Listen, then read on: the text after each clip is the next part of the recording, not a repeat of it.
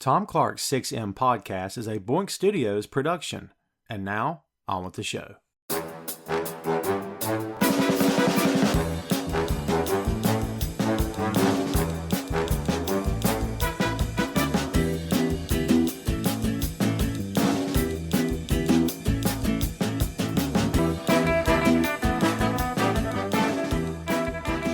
Hey, what is up? Welcome to Tom Clark's 6M podcast.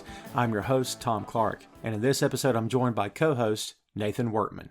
From the deepest reaches of space comes one of the most ambitious projects of all time, featuring a collection of albums that best represent the planet Earth for a galaxy full of potentially curious interstellar travelers anxious to learn more about the third rock from the sun. We're talking about Tom's Time Capsule, 20th Century Music. Tom's Time Capsule is heavily inspired by the Voyager program, which was implemented by NASA to explore the outer planets. Voyager 1 and 2 were both launched in August of 1977, with the latter being only the fourth of 5 spacecraft to achieve solar escape velocity, which allows it to leave the solar system. On board both Voyager probes is a gold-plated audio-visual record. The record was included in the event that intelligent life outside of Earth were to find either probe. The disc contained information about Earth, including photos of the planet and its life forms.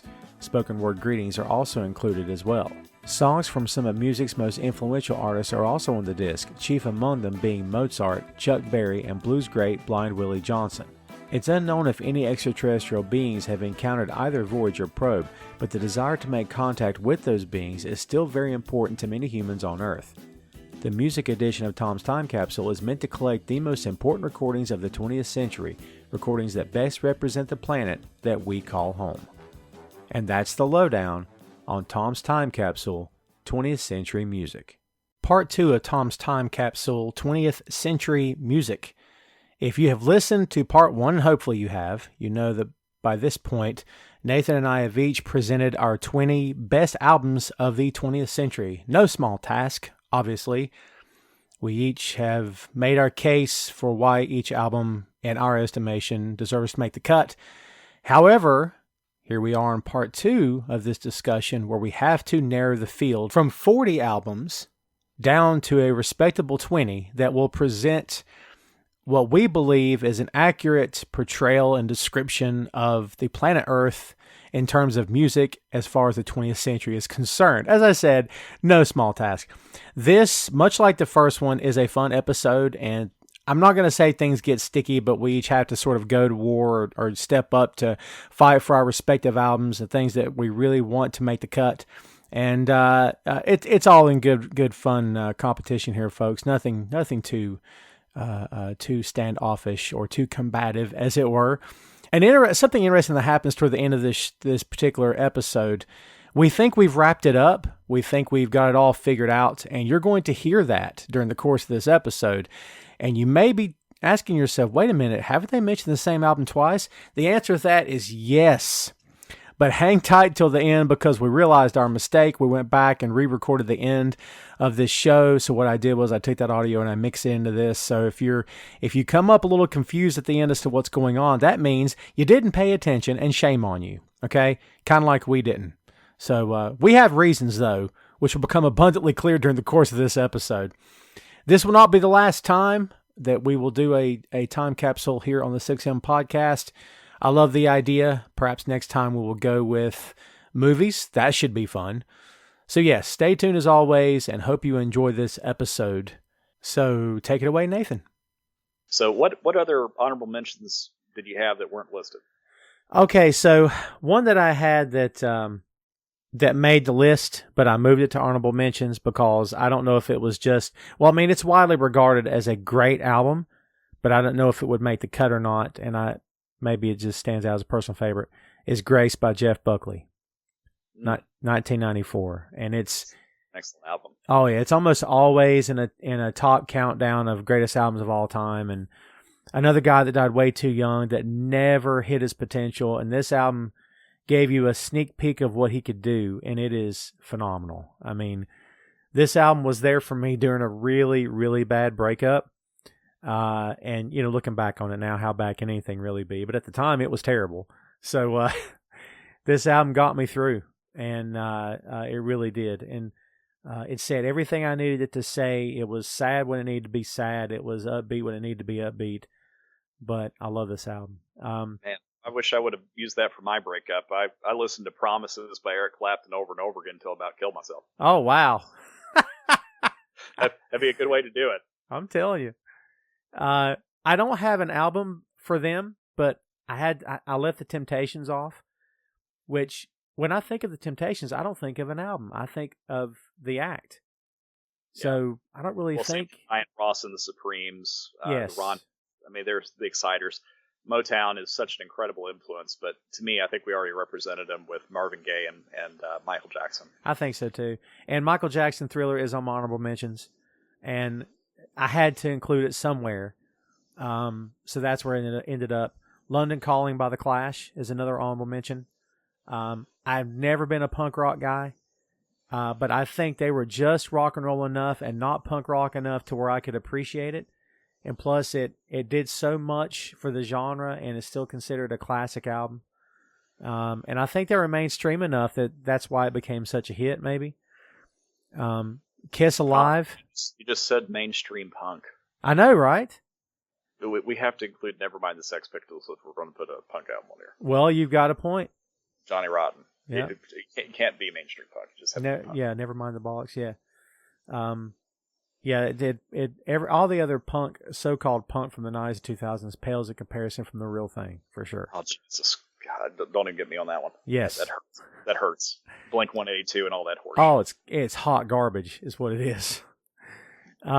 Kiss Alive, which is honorable mention from 1975 because it was the first time that Kiss ever got their sound on an album, because everything they'd done to that point, nothing sold. And what they were hearing from everybody around them was the albums don't really sound like you. It's not really the band. So like, screw it. Let's just do a concert album. And it got over big time and sold a ton of copies and put them on the map. And Kiss is a better live act than they are on the album, I think. Absolutely. I Nevermind by Nirvana is on here for me on honorable mentions for everything you said and more. Born to Run by Bruce Springsteen is on here as well. Interesting. I've never really been a Bruce Springsteen guy, but honestly, I think a lot of that has to do with where I grew up in the country. I mean, had I grew up in New York, New Jersey, Philadelphia, I may be a hardcore Bruce Springsteen fan. But I can't say it was the music of my childhood. It wasn't. I didn't grow up with it like a lot of other people did. But I respect the guy's ability, and a great musician, great singer, great songwriter. So I had to... I'll probably misquote him on this, but I think he said with that album he was trying to write like Bob Dylan, play guitar like Chuck Berry, and sing like Roy Orbison, but no one can sing like Roy Orbison. I think that quote's 100% right, because I've heard that myself. I think it was Black and White Night for Roy Orbison, the PBS special they did. He came out and said that at that point. But yeah, it's a great album. I think so too. Back in Black by AC/DC. Yeah, it's on my honorable mention as well. Yeah, I just think it's awesome. They've done a lot of great stuff over the years, but I think this one is the one that will be their greatest of all time. Van Halen, the first album, because it's so raw and it's so them, and it's just, I mean, when you start an album with Eruption, my God, like, and it's nostalgia for me because Eddie Van Halen just passed away, obviously, recently. But it's just such a good album. I don't think it gets enough credit. He hasn't passed away, Tom. He's passed on. Ah, there you go. Nice. There you go. I like your positivity there.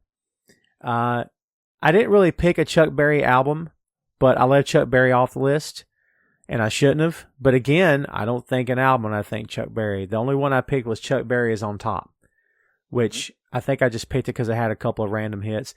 And then I did nothing from Frank Sinatra because, I don't know, like, I love Frank Sinatra, and Fly Me to the Moon is my favorite Frank Sinatra song of all time. But for some reason, I couldn't settle on an album. I really wanted to, I just couldn't settle on one specifically. So that's why he's in my honorable mentions. If we're doing Rat Pack, it's got to be Dino. He had some great albums. He was very good. One other, I can't think of the name of the album, but it's Sammy Davis Jr.'s last album before he went to Capitol. Uh, golly, I'm struggling to think of the name of it right now, but Sammy Davis Jr.'s early stuff is really good. If you like, again, that genre of music, he's there's a reason they liked him so much.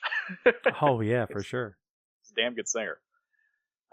So the only ones I had on mind that I don't think we've talked about so far were Carole King Tapestry. I mean, I respect that it is an excellent album, but yeah, the some of the ratings that it gets in the highest albums of all time are just, to me, a little bit of retconning, because how many people do you know that own this record?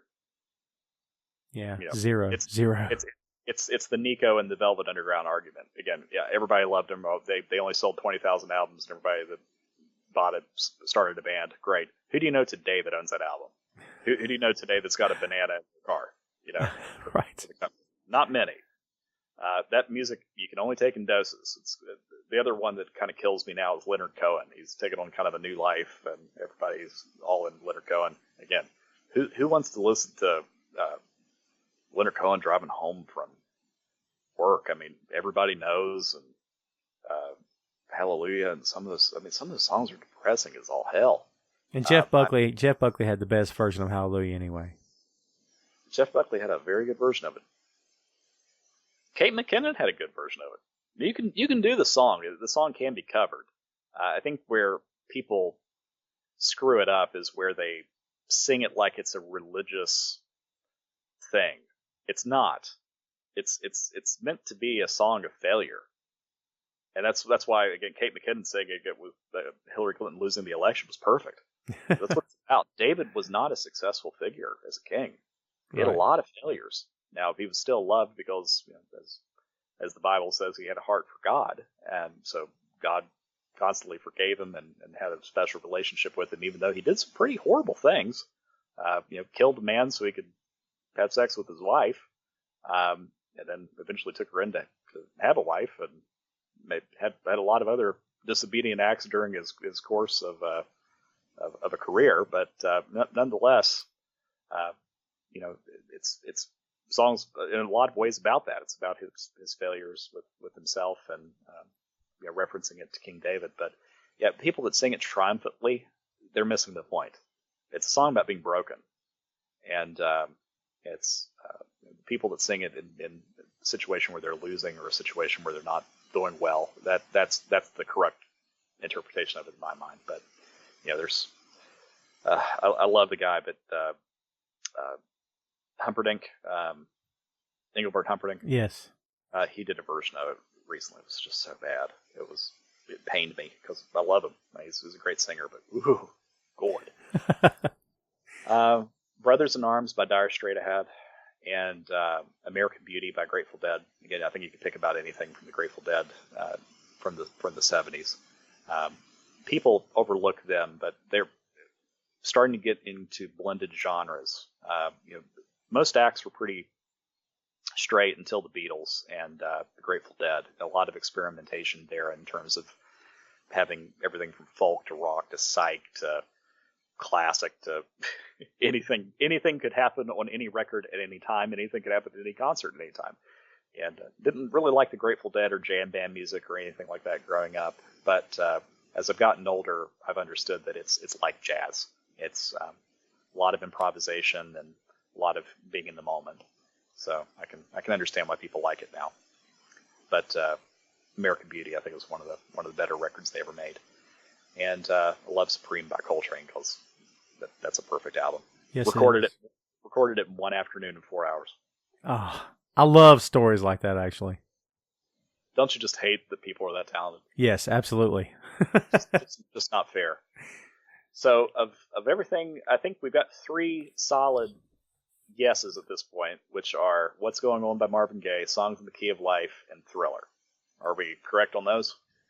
Songs in the Key of Life. What else did we say? What's Going On by Marvin Gaye and Thriller. Right. I'm going to try to get these down. Live.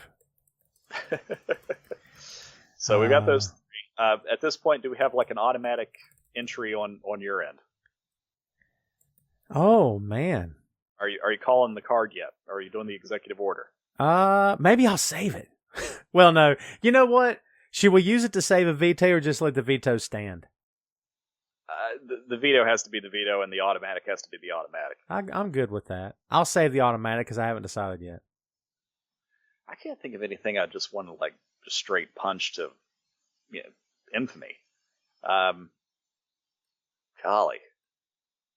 Well, I've got to use my Homer for my grandmother, so Songs of Faith gets in. Okay.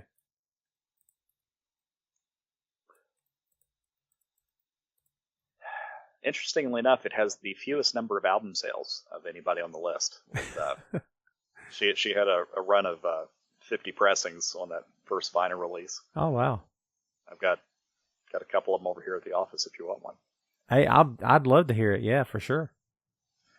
All right, so I think some of these were maybe a little bit more taste than anything else, but one that I think we were pretty close on was some type of a Bob Dylan entry. So you had Blonde on Blonde. Which one do you have? I had Freewheeling. I'm fine with Freewheeling or Bringing It All Back Home. It's your pick.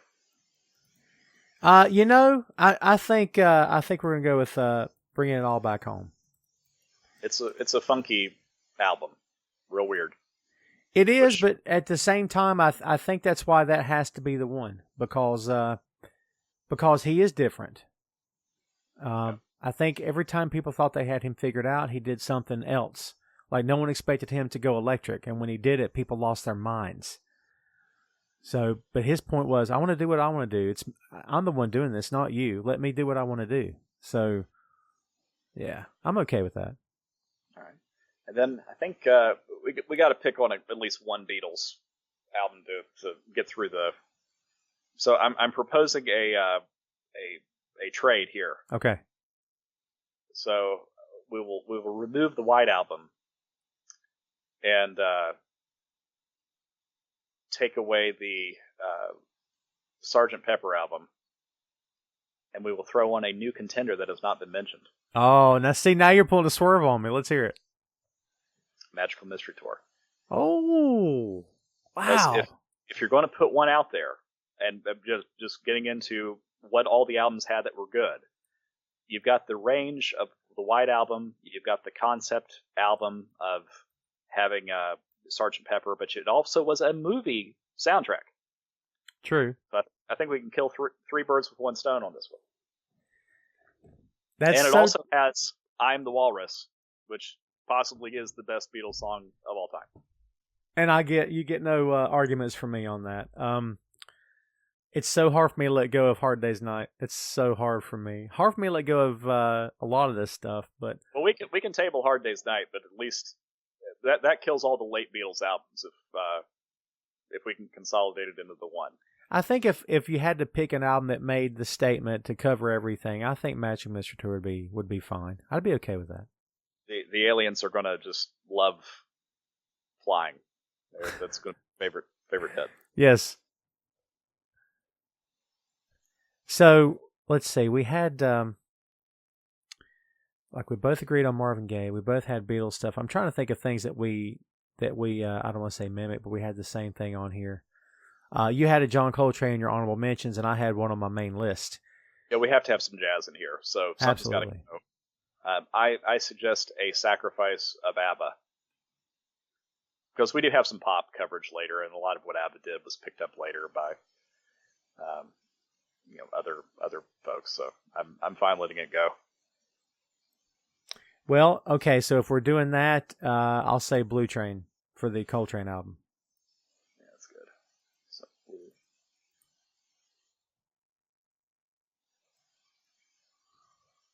okay, sweet. Let's see. So I am not married to Pet Sounds. I believe the Beach Boys have a place on the craft, but if I lose it, it's not the end of the world for me. But if it makes it, that's fine, because I do believe they belong on the ship. So, well, here's an interesting question. So, of what Pet Sounds does, and the type of thing that it is, which is very melodic singer-songwriter entry, which to me, that's what what made Pet Sounds special. Is it's a better Donovan than Donovan. Right. Was Graceland a better album than Pet Sounds? It's tough because I love the Beach Boys. I'm not as connected to Graceland as you are. I don't dislike it at all, but I'm just not as connected to it. So if it's a toss-up between the two, I would think in terms of overall lasting impact, I mean, I don't know. Dude, but having said that, which album are people still talking about? Pet Sounds or Graceland? That might be tough. I mean, I don't know. Yeah, I don't know that they're really talking about either. I definitely good, yeah. hear Graceland on the radio more in terms of the elements, because there's a lot of albums too that we haven't really gotten into, but that album is all over the radio. And to me, one of them is Tom Tom Club, with Tina Weymouth of Talking Heads. They had like a little pet project where they would go down and make albums in Jamaica, Tom Tom Club. Right. And Genius of Love was the big hit off of their debut album, and Wordy Rappington. But Genius of Love, I mean, that's top 40 today still. It's taking the same elements out of those records. There were a lot of people that, laid the foundation or laid the blueprint, but they just weren't as popular as people that copied them. It's sad how that works out, but it's George Michael. How many people have copied him? Oh yeah, every boy band ever. Yeah, followed the blueprint from Wham. Yeah, I agree with that. So, all right. So if it's a toss-up, if I have to pick one, I'll give Graceland the nod. Graceland thanks you, Tom. So be kind to me later, yes? Four Boys, Pilgrims, and Families, and Tom, they're all going to Graceland. Yes.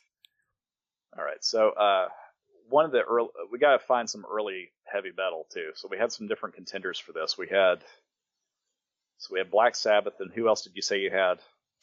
So metal. I had Led Zeppelin 4. Yeah. Led Zeppelin 4 is on my backup. It's on my honorable mention list. And so question is, what is Jimi Hendrix? Is he funk? Is he soul? Is he hard rock? He's a lot of things. Yes. I would actually, in a way, classify him as progressive rock. Like Machine Gun. What's that? It's an interesting one. Yeah, I don't know if I could talk about him in the same breath as Zeppelin and Black Sabbath. I don't think it's a... Well, the only reason I bring him in there is just the guitar influence. Well, true. Who's the better guitarist, Jimmy Page or Jimi Hendrix? That's a tough one. Jimmy Page would tell you Jimi Hendrix. I think Jimi Hendrix and Jimmy Page would tell you Prince.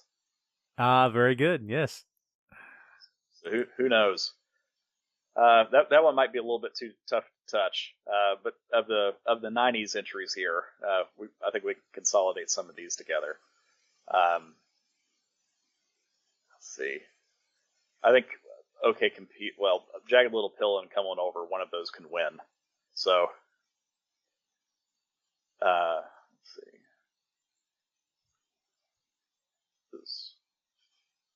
We got to have at least one female solo artist in here, Tom. We do. We already do. Well, one that was known by more people than outside of Clay County, West Virginia. Oh, I see. Well, now you're just being way too specific. Well, all right. So here's the deal. Here's what's going to happen. I'm gonna show you my hand before we've even finished the game. Okay. Shania Twain's going to get vetoed.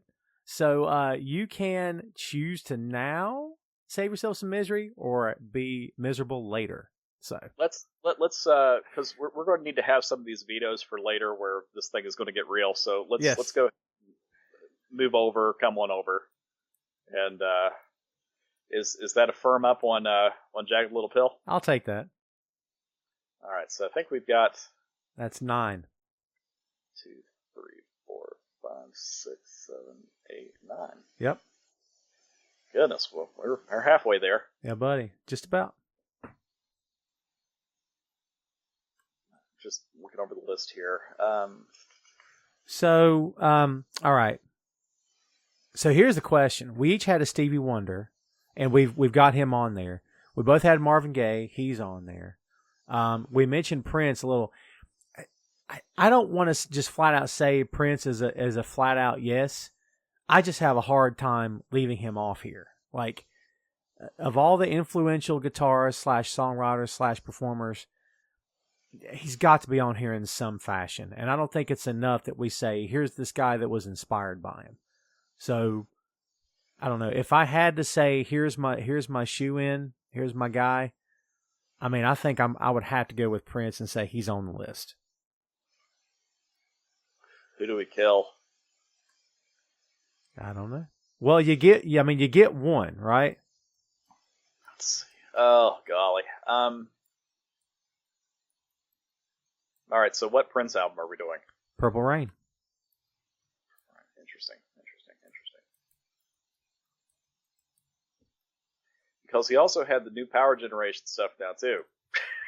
Well, it's too late. We're done now. We're tallying. Prince, new Power Generation, they had some bangers. They did. Thieves in the Temple is a great song. Plus, what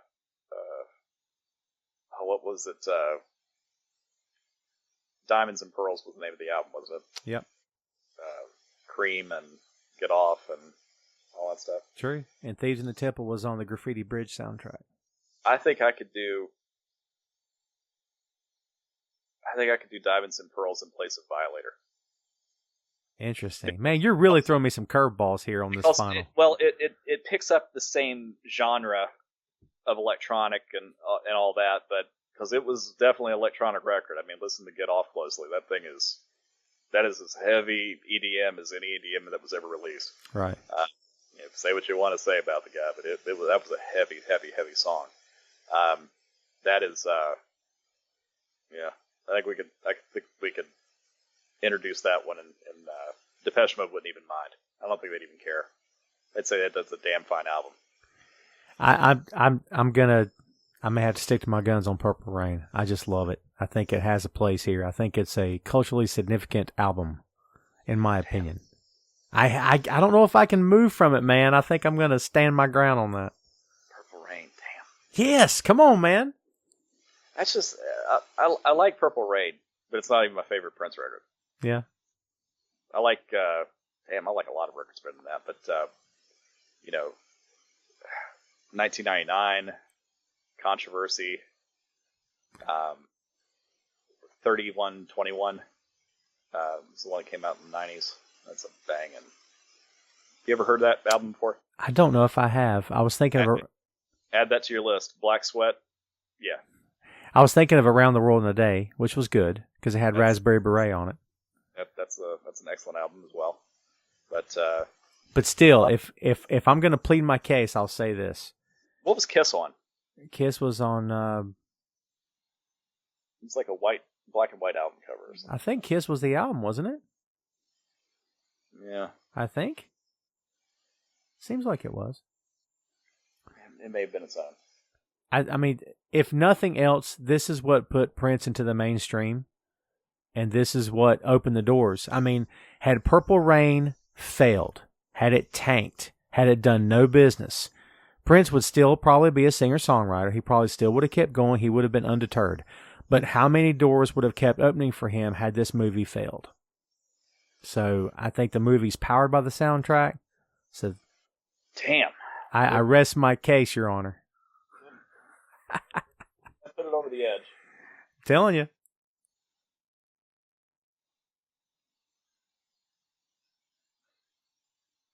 So that's I'm a budding attorney yet counselor. That's what I am. Well, objection sustained. Prince, and I don't know. Was that Prince and the Revolution? That was Prince and the Revolution. I think Prince and the Revolution just made the list here. Yes, produced by Prince and the Revolution. He gave credit to the band for production also. I mean, let's not sleep on the Revolution now. No. Yeah. Had Think Matt Fink. He's the keyboardist. Yes, Matt Fink, the doctor. The doctor. Yep. If you want to laugh, watch Raspberry Beret and watch him dance in the background. That is comedy. It was good. Brown Mark. Trying to think who. Lisa Coleman. Lisa Coleman and Wendy Melvin. Yeah. Or Melvoin. Yeah. I could never spell it. And the drummer was Bobby Z. Yeah, that's right. That's right. Yeah. Good band, dude. Damn, now I just want to include 99 on here. But it's a damn fine album. All right, so we're getting some progress here. So we got 10. We got 10. So now we got to start just doing brutal stuff and smashing the eggs on the floor. All right, so if we're talking about smashing, we've got the king on here. Are we going to say that we'll sacrifice it, or are we going to say the king has to be included in a craft coming from this planet? Oh my God. Okay. Elvis needs a place, but Roy Orbison needs a place. Yes. So can we find some Sun compilation album and throw that on there? No. You said compilation album. Can we break our own damn rules and put Jerry Lewis and a bunch of other guys on this record and just Everly's and just throw everybody in one shot? No. Maybe for round 2 of Time Capsule, we will bend the criteria. We'll find like the 16 album Sun original recordings with Johnny Cash and everybody throw that on there. The only thing I get worried about is like, again, with country is, like Johnny Cash, Folsom. Very true. There's so many good singer-songwriter albums. All right, so I will bend on this one. If we decide to substitute Elvis with Johnny Cash, I am more than okay with that. Okay, so I feel like that Chappelle Show skit where they're doing like the racial draft. Yes. We're throwing things in we didn't even talk about. All right, so if Johnny Cash is going in, I guess it's Ring of Fire. That sounds good sounds good to me. Yeah, that's a damn fine album. I definitely don't want to do Hurt. No, that was painful to watch. When you go to the Johnny Cash Museum in Nashville, they actually end with that song. I'm like, I was so happy the entire tour, getting to see pictures of him in June and see his army uniform and all that. Then at the end, you see this music video where he's like slamming a piece of glass and bleeding, and you're like, God, I feel sad now. Yeah, because listen, that album has its place because, I mean, Trent Reznor did a great job with him, and he really brought something out of Cash. But yeah, you got to be a certain kind of mood to hear it for sure. Yeah, there's I think the backing band on that album was the Heartbreakers, right? You might be right. Why do I not know that? I'm not sure. All right, so it's so we got Johnny Cash at San Quentin, or Orange Blossom Special is a great album too. I think Ring of Fire is just fine. You're right. Does that violate the rule? How's that? Is it a compilation? Ooh. I've got the album. I should know this. I didn't realize it was a compilation. Is it? He had a lot of them. Yeah, Ring of Fire is the best of Johnny Cash. Oh crap! Well, there you go. So it violates the rules that we're constantly rewriting on this. So Orange Blossom Special. There's actually a couple of these that I'm really big fan of. But so Folsom Prison Blues is good. I think it's fine. Yeah, It Ain't Me, Babe. Don't Think Twice, It's All Right. Mama, You've Been on My Mind. Danny Boy. Wildwood Flower, which is the state song of West Virginia. Right. It's. Have you ever seen the original Dancing Outlaw? No. Oh God. There's a section at the beginning where he gives Wally a $20 bill and he says, "Give us a 20, we'll rock for your party." And he starts a rousing flat foot dance that you just got to watch it. It's just something you have to experience. So I think if we're going to do one, it's either the Folsom Prison album or Live at San Quentin. I'm fine with either. I stick with Folsom Prison Blues. I think it's a keeper. All right, let's see if I find the specific one here. So which one is it?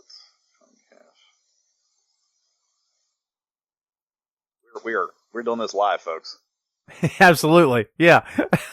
This may be a. Hell. I didn't even know Carl Perkins was on it. Well, all the more reason to put it on there. That's a twofer. So someone that wasn't even listed on the original. That's right. Now makes it. That's how this stuff works, folks. So we're just like the NFL draft here. We're doing this live. So, all right. So we've got Cash on here, deservedly so. We've got our jazz pick. Do we leave Miles Davis off now? God, it's hard, right? But then you got Muddy Waters. You got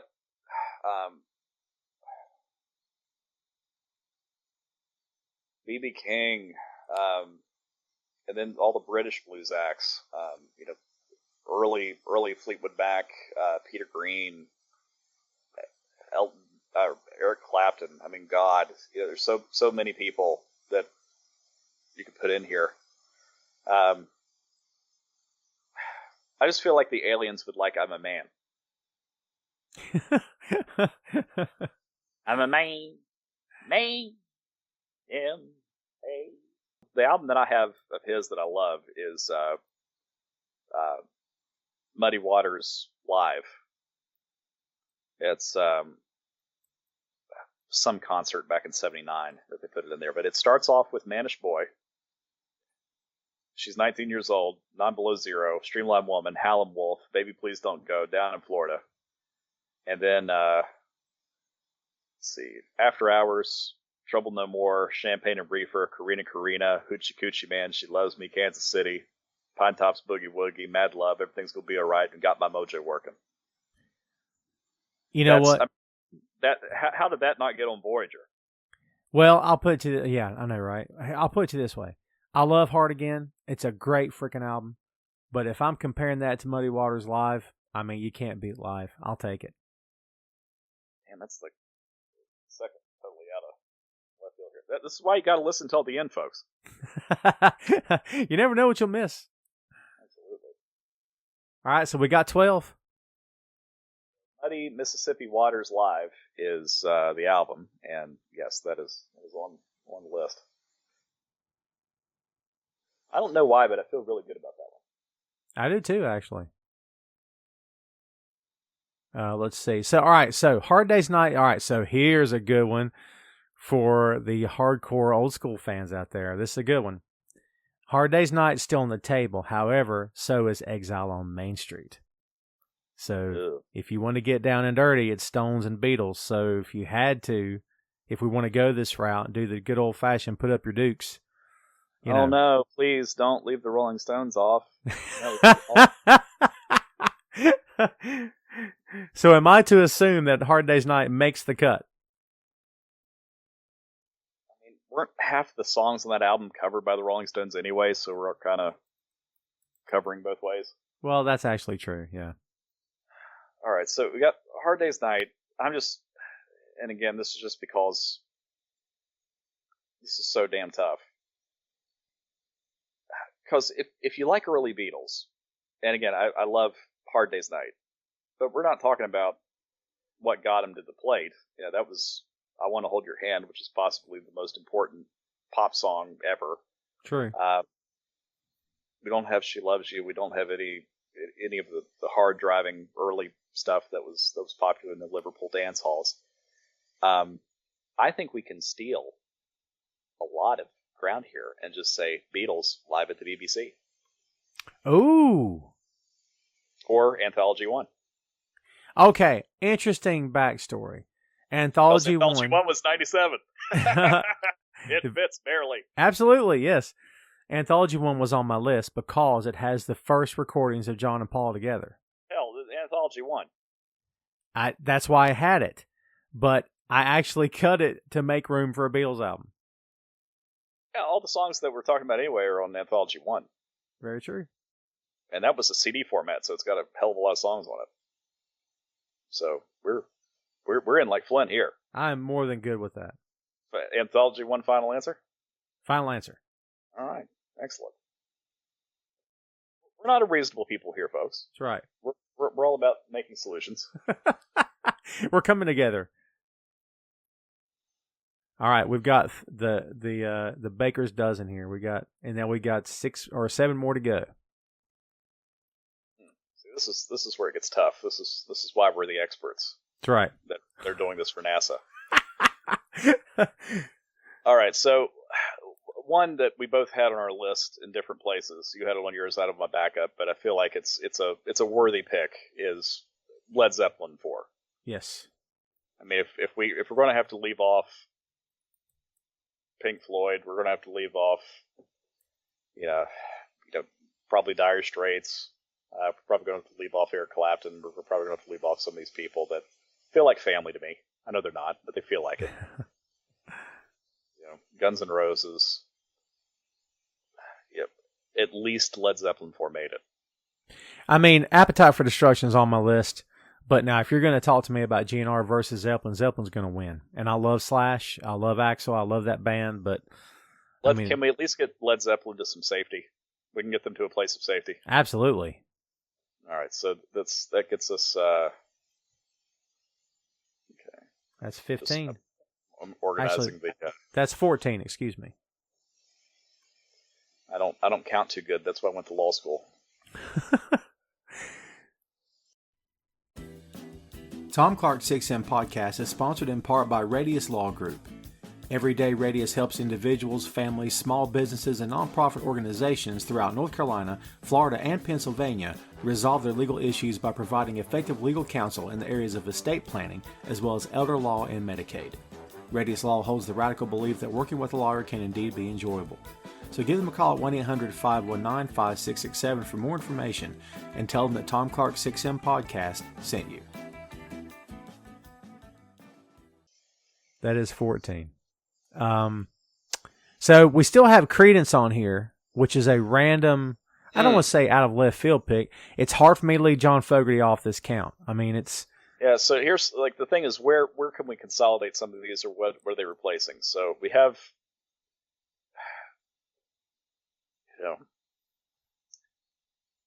and because he's kind of his own thing. He's kind of like power folk.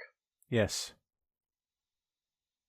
Blood, Sweat, and Tears, and those guys, they all kind of get represented in it. Nothing on my list actually compares to him at all. He's very soulful too. Yes. I think he or Dire Straits have to make it, because that's the grouping then of the Eagles, Dire Straits, and Fogerty. So who are they going to know about? Are they going to know about any of these people, or are they going to have Nathan's next secret weapon, James Gang? Ooh. 149. That's good stuff. That is a hell of an album. You got too many secret weapons. We didn't discuss a secret weapon option. Well, we did clarify the rules that we could bring in albums that weren't even discussed. So yeah, suddenly we just but you're trying to balance the styles, make sure everything's represented in there. But James Gang, they got some killer riffs, but they've also got the. To me, the thing that makes Fogerty special is he wrote "Fortunate Son," and that's one of the greatest rock songs of all time. I agree with that. But Crosby, Stills, and Nash is also very socially conscious rock, and Neil Young wrote "Harvest," and that's a hell of an album. Yes, it is. So I don't know. What's the Tom delegation?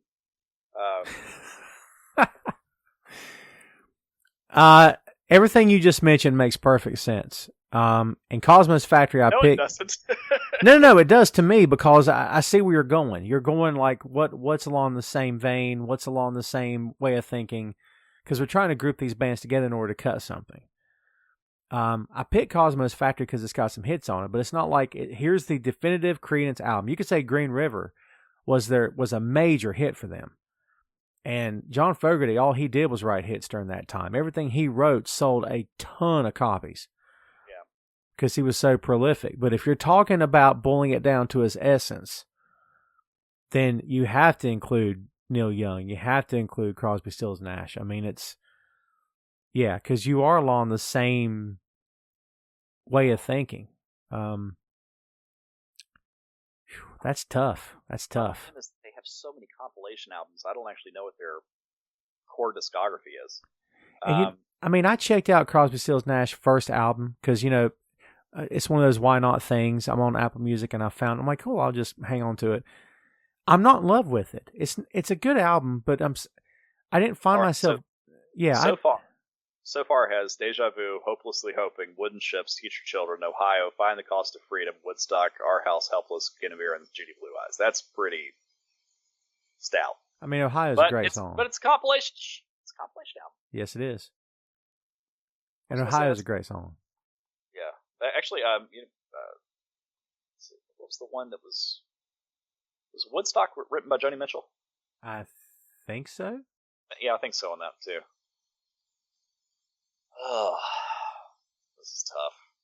But I mean, honestly, like I said, I listened to Crosby, Stills, Nash first album, and I don't know. It's okay. It's not. I didn't freak out like I thought I was going to and say, "Oh my God, this is amazing!" Like it was. I don't know. I'm not a huge Crosby, Stills, and Nash fan. Crosby, Stills, Nash, and Young, so CSNY, however you want to say it. The Deja Vu is a great album. You got Carry On, Teach Your Children, Almost Cut My Hair, Helpless, Woodstock, Deja Vu, Our House, 4+20, Country Girl, and Everybody I Love You. So the question is Woodstock enough of a...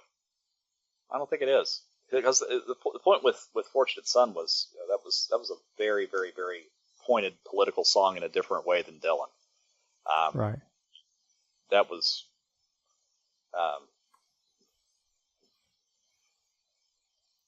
how about this? What's the what's what now? Say again. I need to have more computers. Don't have enough here to look this stuff up. All right, so we've got. All right, so we could do this because you and I both agree that "Fortunate Son" is a great song. It is. There is "Willie and the Poor Boys," which has "Down the Corner," "It Came Out of the Sky," "Cotton Fields," "Fortunate Son," "Don't Look Now," the Midnight Special. We could just say screw it and just make it "Willie and the Poor Boys." Yeah. I mean, I think that says everything we were just saying, don't you? Are we sure that wasn't a compilation? Fairly sure. Fairly sure. Let's see. And it's the fourth studio album by Creedence Clearwater Revival. It's now the 15th on the list. All right. Because I like this album too.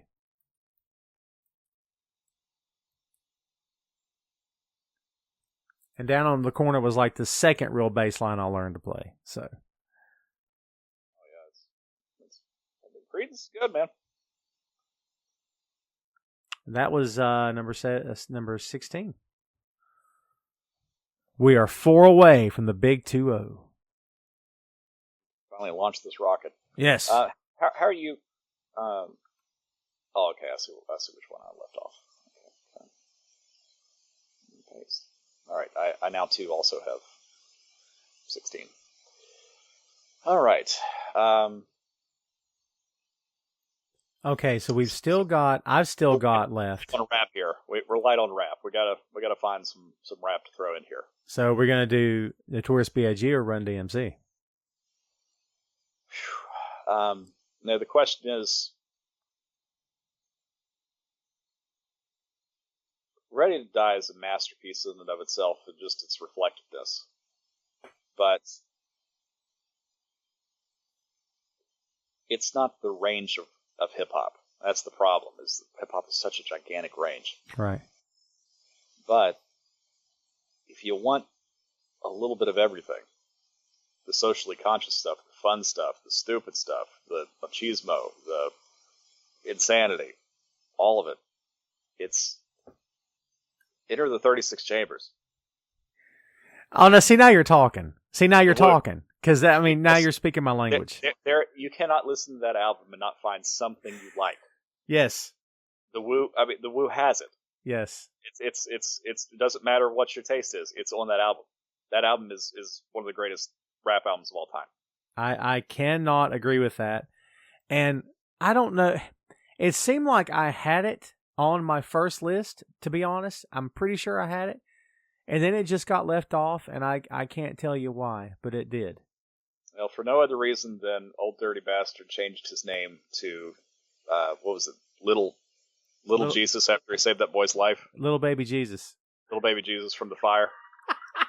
And then for secondary mention for pulling up in a limousine to pick up his food stamps on that MTV special. Yes. I think it's Enter the 36 Chambers by the Woo. Is it entering the 17th spot? I think it's there. You're killing me with this secret weapon stuff, man. I'm just trying to hybrid these things out because Method Man was one of the only artists I can even think of that did a dual lead with Biggie. I mean, almost everyone else on a Biggie album was either a feature, but they didn't lead. I think Method Man's the only one that actually had a co-spot.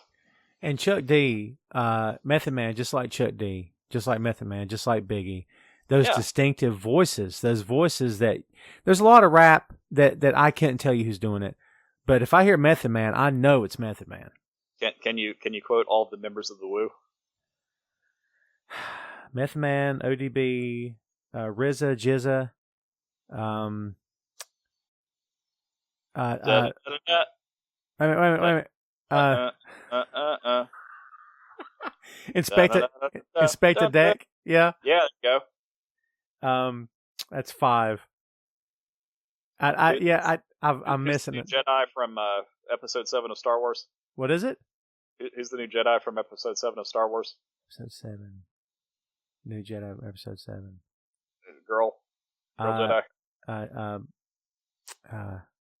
Why am I blanking on her name? Rey.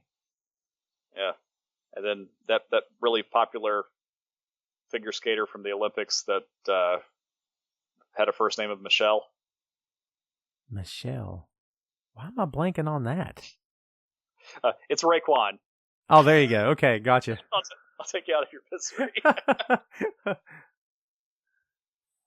Inspector Deck's got to be the best name ever. I love that name. Absolutely. Man, now I have to always go from the slums of Shaolin to Wu-Tang Strike again. Deck Raekwon the chef. That's it. Yeah, I think we got him. Yeah. All right. Good. Yeah, good stuff. That was good. So I still got James Brown is still on here. We have not dismissed the Godfather of Soul. And I don't really have anybody left that compares to James Brown, to be honest. Do you?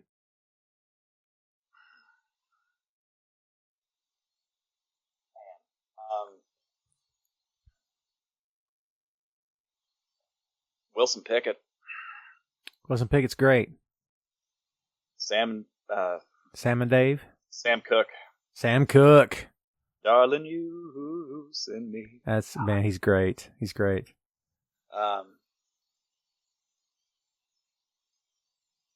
Who's it's gonna drive me crazy.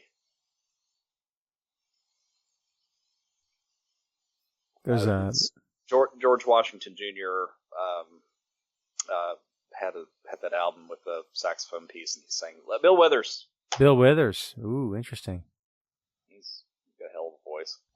For me to dismiss Mr. Brown, it's got to be somebody phenomenal, because that's going to be hard for me to do. Yeah, who are we not thinking about on here? I love how we both had our choices. Now we're both trying to kill our own choices. Like, that was all right, but let's do better. I mean, the thing with James Brown is like my favorite work with him is all early with the Flames. Yeah. And I could be convinced if it was an album that had "Baby Don't Go," because you got the Capes. He's out there singing his heart out. He's so tired. And the band just takes him backstage. They put a cape on top of him. They just go and throw that cape on the ground, get back there, and start singing again. Why does he do it? Because it's great. I know why he does it, because we love it. Yes, because it's great. Because it's James Brown. Everything he did was great. Let's see here. The only other thing I can think of that kind of encompasses all the people that we talked about would be Billy Preston, and he had some good albums early '70s. Ray Charles, we haven't really mentioned him at all. You know what? I'd be okay with exchanging Ray Charles and James Brown. Modern sounds of country music, or something like that. I think you're right. That would be the one. Wasn't that the first one after he got the new record contract, or am I wrong? Where he got his masters? Yes. Yep.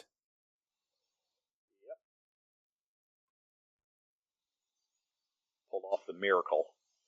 Modern sounds in country and western music by Ray Charles, and this thing's got a track list on it. Bye Bye Love, You Don't Know Me Half As Much. I Love You So Much It Hurts. Just a Little Bit of Lovin' Will Go a Long Way. Born to Lose. Worried Mind. It Makes No Difference Now. You Win Again. Careless Love. Can't Stop Loving You, and Hey Good Lookin'. The thing is, he didn't really write any of these. Very true. Go to one of the albums that he actually wrote. Let's see. Gotta start digging here. Yeah, I was thinking about Ray Charles today, and I was thinking, why did I not include him on there? I mean, you've got so many damn good artists. It's hard to figure it out here. Very true. Let's see. All right, so. Well, we do have from 1965 live in concert. The concert album is completely in keeping with this, and the James Brown album was a concert album. Which one are we at here? 1965 live in concert. Right. What's the track list on this? Let's see. Swing a Little Taste. I Got a Woman. Margie. You Don't Know Me. If it's got Unchain My Heart, it's automatic. It does not have Unchain My Heart. Oh, and the aliens have to hear that. It's got Hallelujah, I Love Her So, What I Say. Yeah. Interesting that it's not on here. Okay, so, man, he had a bunch of albums, too. I'm just looking at the list here. Yeah, me too. This is wild.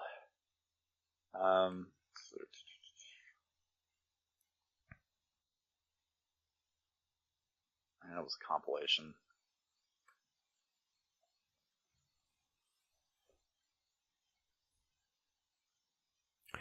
You know, well, no, we didn't include sound. Well, no, we did include a soundtrack, except the Purple Rain soundtrack was written for the movie Purple Rain. It's a shame because we could include the Ray soundtrack. Magical Mystery Tour. Very true. Ray came out after '99, didn't it? Yeah, you're right. Totally right. Crap. We want to make sure we're following the rules here, Tom. Oh yeah, of course, because we're so stringent on the rules. Live in concert gets it.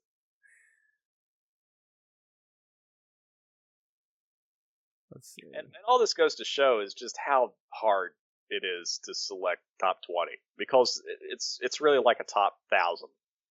Yes. And everybody's just floating up there. It's not like any of these artists are so much better than any of the others. I mean, I think Lisa Loeb, her first release, can't think of the name of the album right now, but it's one of my favorite albums. St. Vincent, she had an album, something like I think it was self-titled album, but it was exceptional. Arcade Fire, my God, there's a lot of good music out there, people. Just listen. Oh yeah. Great thing about technology today, man. It's all the touch of your fingers, man. It's so good. Yeah, I mean, hopefully somebody hears something on this they've never thought about hearing before and goes back and listens to OK Computer by Radiohead. Yeah, you never know. All right, so we got 2 spots left here on the ship before this thing gets blasted off into space, and we basically, what do we have that's not really being represented on here? I don't see any soft rock. All right, so hold up. Did we decide on the Ray Charles album? Oh yeah, I've already got it on the ship. Let's see. It's already nestled in. And it was the give me the title again. Live in Concert by Ray Charles. So here's the thing. Yes. I have a horrible music crush on Christy McVie. I love her. Can't help it. All right, so let me save you the conversation. You are a massive Fleetwood Mac fan. I can tell. They got to be on here somewhere. They're on. They're on. Put them on. I don't care which album, but one of them has to make it. I mean, Rumors is a great album. It is. I'm not going to disagree with you on that at all. I think it definitely has its place. I don't know how we can't include it here. I mean, Tusk is better. Tango in the Night, up there. They're all pretty good, but yeah, I mean, we'll go with the popular pick here and go ahead and throw Rumors up there. I'm with you on that. I'll go with that. I mean, if we really put together a top 20 album that didn't include Rumors, people would think that we're starting Rumors. Terrible. Of course. And look, just like that, 3 days later, we're down to number 20. How did we get to the place where you haven't used your automatic pick yet? You have led me down this terrible tic-tac-toe path where you basically get to make the last call. My veto is forfeit because we're down to the last pick, and I've already used my automatic to get my grandmother on the spaceship. So very true.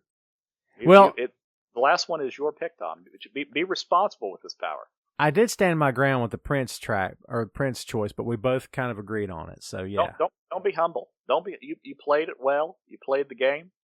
I wasn't paying attention, and now we're in the situation that we're in. You can see what condition my condition is in.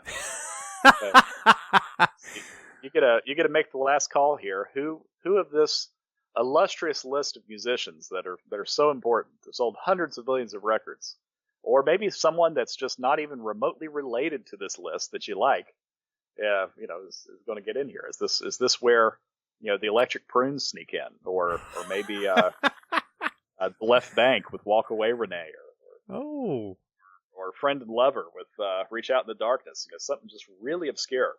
Man, that's some deep cuts, dude. Deep cuts.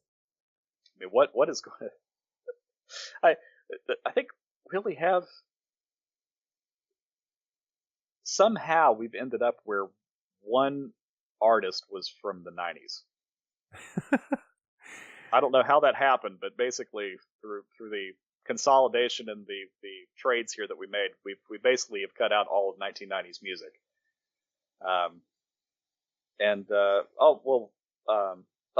Wu-Tang, Aaron 36. Right. So there's 2. I didn't see. Well, listen, you're kind of opening the door for me, so I'm going to walk through it. The door is there. Yeah. I only had one choice on my 20 that was from the 90s. It was 91, and it was Metallica's Black Album. Yeah, I'll tell you, Lars Ulrich is one lucky bastard, isn't he? He is just always on the right side of everything. Yes. When it comes to Napster and when it comes to contract negotiations and everything, he just always seems to land with his feet on the ground.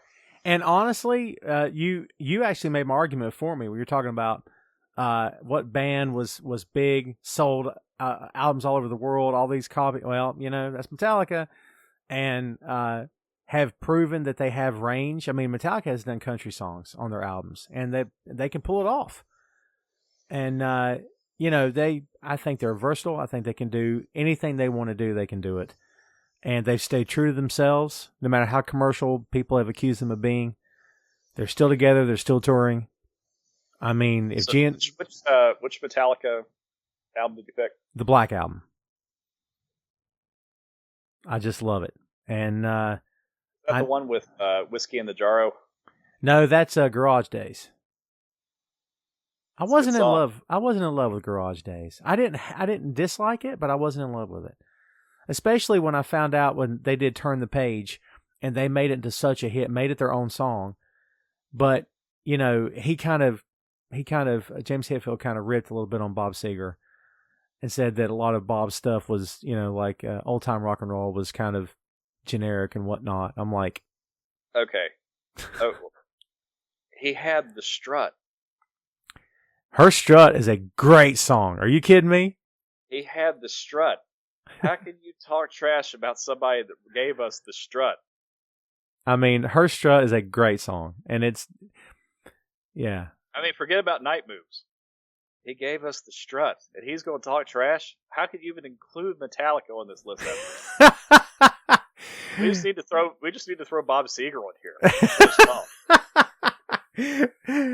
Nah, can't do it. I'm gonna stick with the Horsemen. I'm sticking with them. I'm sticking with Metallica. I came up short on that one. Let's see. I'm gonna throw one last Hail Mary pass here because it's not my favorite Metallica period. But listen to this, you know, mixy little lineup here.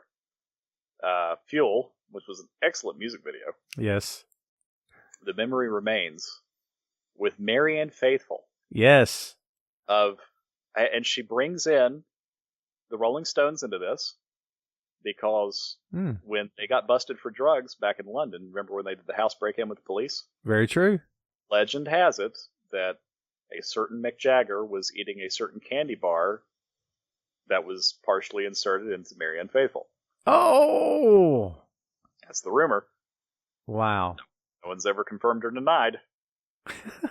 The no denial part is far more frightening than the rest of it. Like, it's like the government's standard response to everything. I can neither confirm nor deny the existence of anything.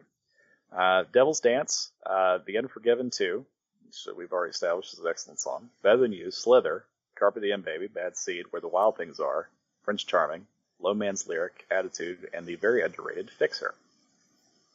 So you're going with Load. I'm going with a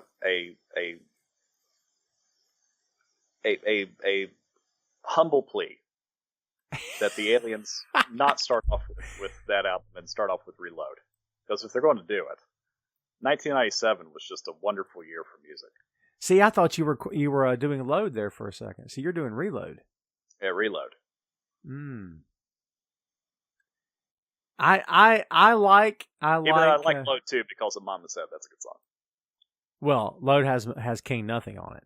I mean, if you don't like King Nothing, there's something wrong with you. I mean, because see, now you're making me rethink the Black. And I thought this was my slam dunk choice. Actually, the only Metallica album I've ever purchased was Reload. Really? Yeah. I mean, Load has Ain't My Bitch, 2x4, The House That Jack Built, Until It Sleeps, King Nothing, Hero of the Day, Bleeding Me, Cure, Poor Twisted Me, Wasting My Hate, Mama Said, From Within, Ronnie, and The Outlaw Torn. Yeah. That's a good album. That's a great album. And Reload has a hurdy-gurdy. Very true. Very true. It's your call, man. I've got I'm out of vetoes and I'm losing in the recount. So whatever you pick is what we're going to go with. I think I'm going to stick to my initial Metallica guns and say the Black Album. Right. We have ourselves a top 20, folks. It's only 2 days after we started recording. What I think if nothing else, it was a very effective exercise in showing people different opinions how they can agree to do something for the better of mankind. So yes. I think if nothing else, we've been an example for how things should work in Washington. And heck, you can always hit the speed up button when this thing goes to production, so we can like play it back at 25 or 30% faster and people can get through it all in a reasonable amount of time. That's but right. You know, this is the kind of hard hitting, tough work that people need to spend their life thinking about. Is, you know, if we are launching a prototypical space jukebox and 20th century music has to be represented, I think we've done well.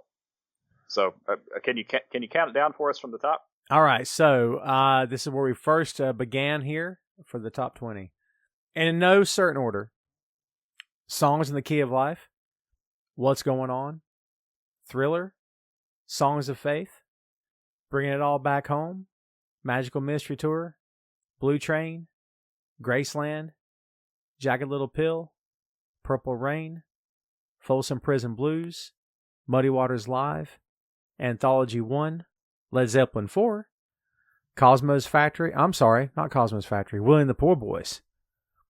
Let's see. Enter the Wu-Tang Clan, Live in Concert, Rumors, and Metallica. Am I one off? Is that 20? Yeah, it's 20. Okay. I must have counted something double somewhere. I didn't hear Blue Train by Coltrane. Did you? Yeah. Read that one off? Yeah, that was at number 7. So somehow I've got 2 Creedence albums on here. How do I have Cosmo's Factory still listed? Here's the, because you just listed off the album title. So if anybody that's like furiously trying to write it down and figure out what artist went to which, so I've got the Beatles Anthology 1, Johnny Cash at Folsom Prison, Johnny Muddy Cash.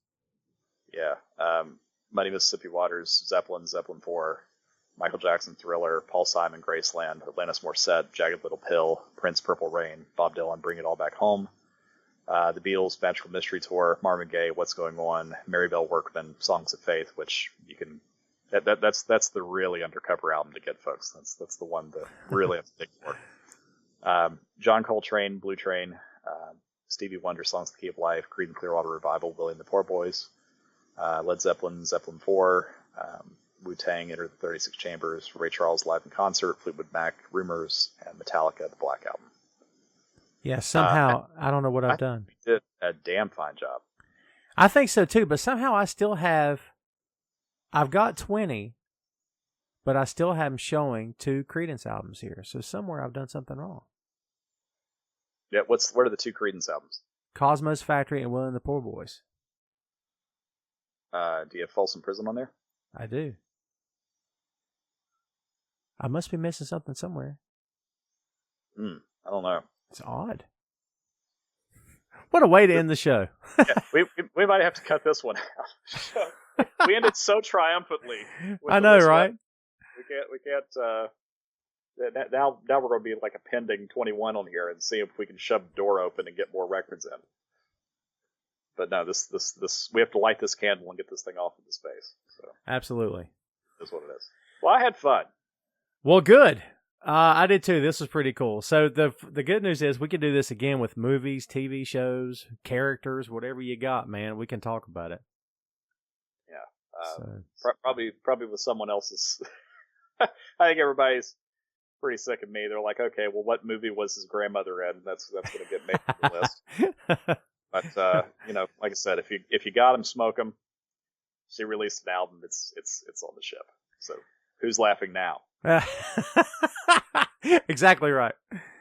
So let's take this thing home, man. So give me your last word on the 20th century time capsule. Do you think that the aliens will be impressed? I think the aliens are definitely going to be sampling the hell out of this when they release their hip hop album.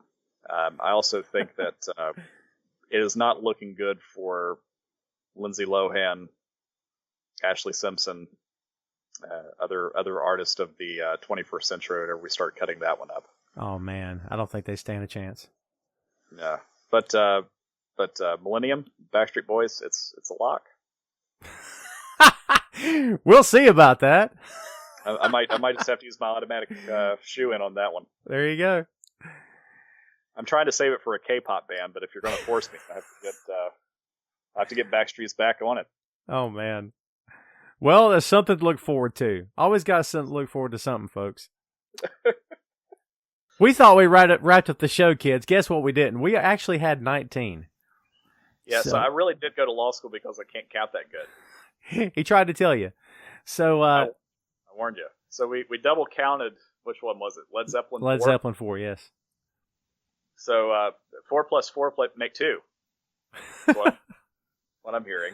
So we gotta trim it back down to 1. So now we've been spending the last 15 minutes, going back to Common Core math and seeing what we did wrong, and also trying to figure out where the holes are. And what we're seeing is we just don't have a lot of female power pop in here that sold a boatload of records in the 80s and 90s. The aliens are never going to know what it's like when Mariah Carey hits that note. we got to fix that. I'm okay with that. It's like Whitney, but I don't want them to follow Whitney and fall in love with her just to see what happens to her in the end. Very true. She's excluded. Love her, Bodyguard, killer album, but there's always Janet Jackson. You can't deny what she accomplished either. Now there you go. So Janet, she was a megastar. Hey, Miss Jackson, if you're nasty, okay?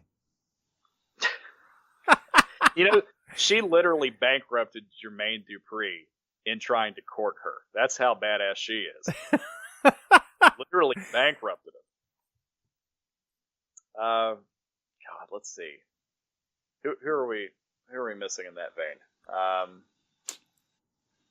I'm sure there's more, but I can't. I'm drawing a blank on it. It's got to be like we were talking, like individual female major mega acts. So let's just freeball some other names here. So we've got Alicia Keys. Destiny's Child was late 90s. But they weren't really trailblazers in any of those.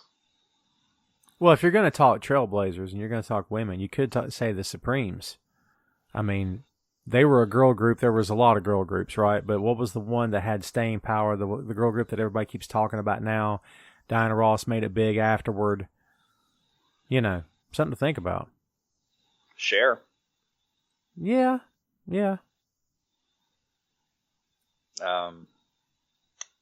Yeah, but she sang "Believe," and that disqualifies her from anything. Oh, it's terrible. That was an absolutely god awful song. Yeah, horrible. So let's see.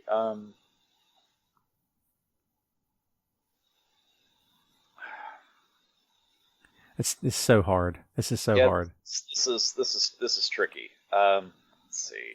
And it's so weird because I know guys who. Mariah had some massive records in the 90s. See, I just can't get into that. I can't get into her. If we're talking about significance of the genre, okay, but I tend to listen to artists that are speaking something I've seen or can relate to or can understand. And when a girl is singing about romance and dating, I'm just like, I don't know. It's not my perspective, which is not fair, but Let me ask you a gut check question, because that's what I'm starting to ask myself, and all right, I think I'm getting to an answer. What's the best female solo record you've ever heard?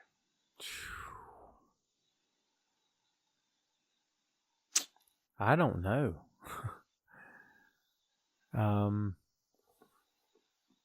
For me, it's two. There's two that are pretty close, but one's slightly better than the other. The best one is Miseducation of Lauryn Hill. Okay, The second best one is Sweetest Taboo by Sade. Ah.